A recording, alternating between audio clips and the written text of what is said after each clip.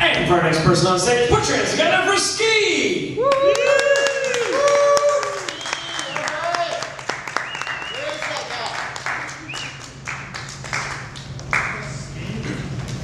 Where's Ski? So the day my life changed. I was walking down the street. It was just like any other day. I was kind of bored, not really sure what to do. And as I was walking, I passed by a guy who was handing out flyers, pamphlets on the corner. And he said, hey, I'd like to talk to you about human lives. And he handed me a pamphlet called What You Don't Know About Water. Now, I sat there for a few minutes because I had nothing else to do. He's like, what I'm doing is I'm collecting donations. I'm finding volunteers to help. Do you know what the #1 problem in the developing world is? And I said, food, war, disease. He said, water. Clean water. Now there's this guy in India who created a brand new system for helping people in rural areas to get water. What it is it looks kind of like a kid's toy. It is a wheel, but on the inside there's a water filter, and there's a place for you to put water in. So you can go down to the water, you can put water into the wheel, and as you roll it home, rather than carrying it like this or like this in buckets that spill, it rotates around and around. And as it goes around, it filters the water. It uses the electricity generated by rolling it in order to kill these bacteria in the inside, and it will save so many lives, so much effort. It will help women, it will help children, it will change the lives of these places. And I said, that's great. I will give you $20 to help you on this. And he said, $20 is great. I would love that. But you know what I really need from you? I need someone to come help me. You see, we actually build these wheels right here. I said, really? I don't know how much time I'm willing to invest in this. And he's like, just 1 day a week. Come on down, and we'll see how it goes. So I went down, and they actually had the parts there. And what you did is you very slowly and very painfully, because the designs were not perfect. He came by and he showed me every single step. There was a couple other people there that obviously been doing this for some time. And we built the wheels right there. It took about 3 hours to build just a couple sets of them. And then we put them in a box. We nailed the box shut, and we signed our names on the side. And I walked out of there that day feeling different, feeling connected to something. It gave me a purpose that I didn't even know I was really missing. And I went back the next week and I did some more. And this was amazing. It was fun. I got to meet people. I got to hang out someplace. I got to do something good. And after a couple months of this, everybody knew me. I had really taken this on as kind of a theme in my life. On Facebook, I would repost things that people had mentioned about water and about this particular invention, about the guy who invented it. And the guy who had originally brought me in and said, hey, you know what, you were such a big help. You know, building the wheels is great, but we actually have some materials to build some of the parts of it. If we did this, we could save more money. Now, by this point, I was given at least, $50-60 a month to the organization, so I knew how far this money went. So I'm like, well, if this will help, I want to help.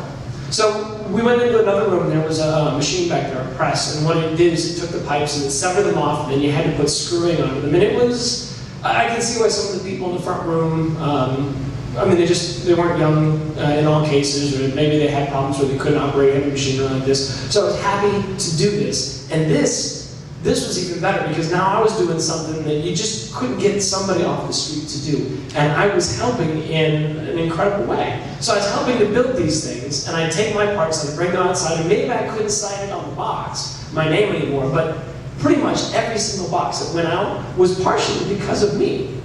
And that was amazing. And now instead of just resharing things on Facebook, I started arguing with people on Facebook about how important this was, trying to get other people to join in on this and help spread the word of this amazing invention. This went on for maybe 2 years, I helped, and then he's like, because of you, because of the help, because of everybody who's come here, we've actually got the parts to make the actual drum, the canister itself. So, hey, what would you think? It's kind of a promotion. I mean, the pipe maker, that's really important. We can get somebody else to do that. But this requires even more work, because you've got to cut the metal plates, you've got to put them into the press and get them just right. I said, absolutely, I'm there. And I did that. And somebody else took over my new job. And at this point, I was given a good chunk of my paycheck. I was going out to meetings. I was writing letters to congressmen. I was trying to help as much as I possibly could. And after a couple years of this, he said, I'm retiring. And I need someone to take my place. Someone to help drive this initiative. We had an initial goal of $10 million. And with all the help you've given, I thought maybe you would like to be the one to kind of carry it the rest of the way. Take this flag and carry it for me, because I think I'm kind of burned out. I said, I would be honored. And I was. I thought about it for weeks beforehand. I left my job. I got some special training for how to run these kind of nonprofits, certainly not as in-depth as some people get. And he brought me down, and there were other people now working my old jobs.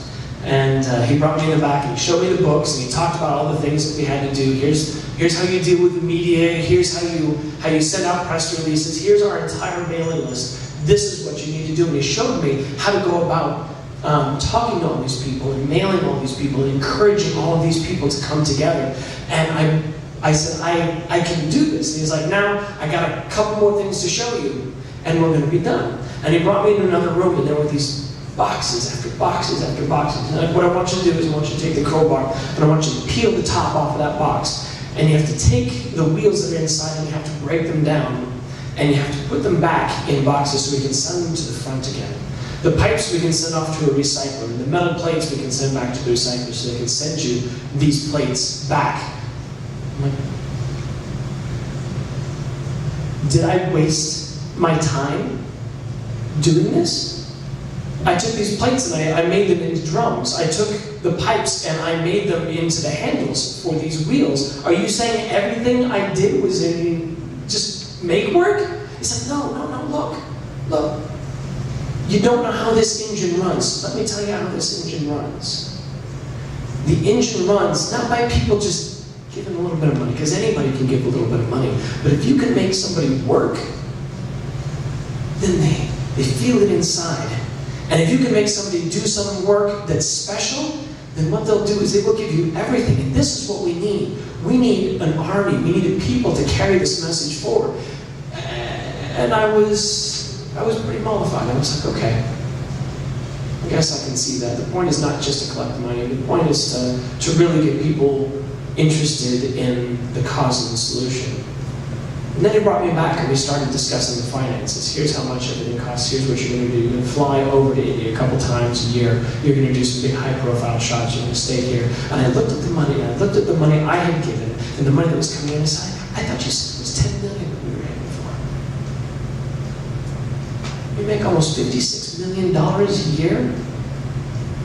Where does it go? And he said, let me explain this to you. This engine runs by caring, by getting people to care. Now, we have more than enough money to do our mission, but if we finished it, then think of all the good work we would do. I mean, this money goes to other organizations that help.